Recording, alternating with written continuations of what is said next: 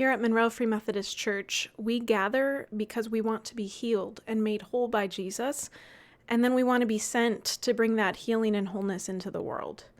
We're in the middle of the season of ordinary time, and it's our desire to align our lives with the sacred practices in the social justice stream of Christian tradition, establishing God's justice all around us. If you want to learn more about our 6 seasons and 6 streams of Christian spiritual formation, you can click on the link in the show notes below. But today I wanted to invite you to a spiritual practice I'm calling the next loving thing. So for years now, I've been listening to one of my favorite wordsmiths, Emily P. Freeman, invite podcast listeners to do the next right thing.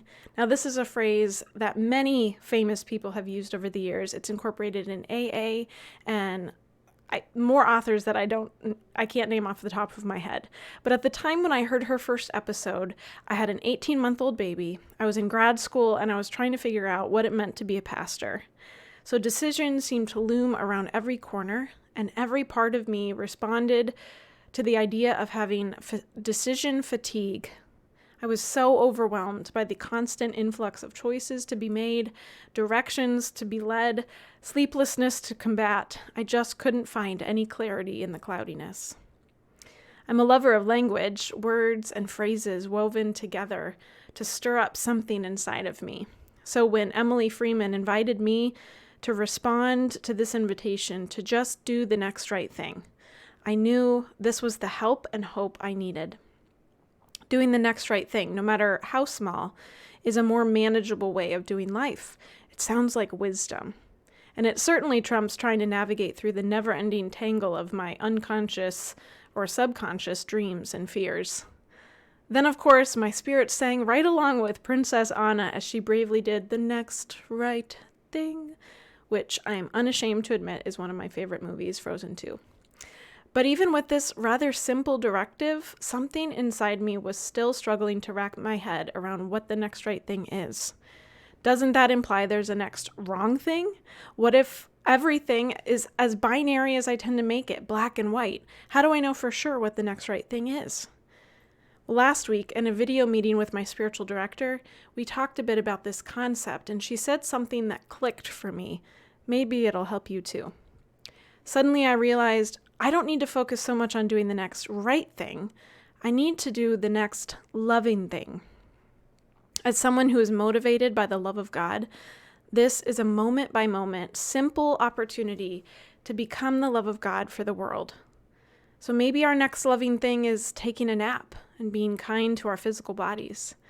Maybe it's clipping flowers for the neighbors or apologizing to our spouse for that judgmental look we just threw their way. Maybe it's going to a city council meeting and speaking up. Maybe it's reading a psalm or going for a walk around the neighborhood, praying for the people you pass. Loving like Jesus isn't some abstract concept. It's the most physical, literal kind of love.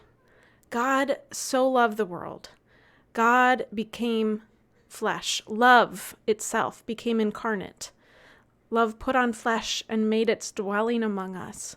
Love took naps and snuggled kids and shared meals with friends and argued with pious meanies who'd manipulated their way into power.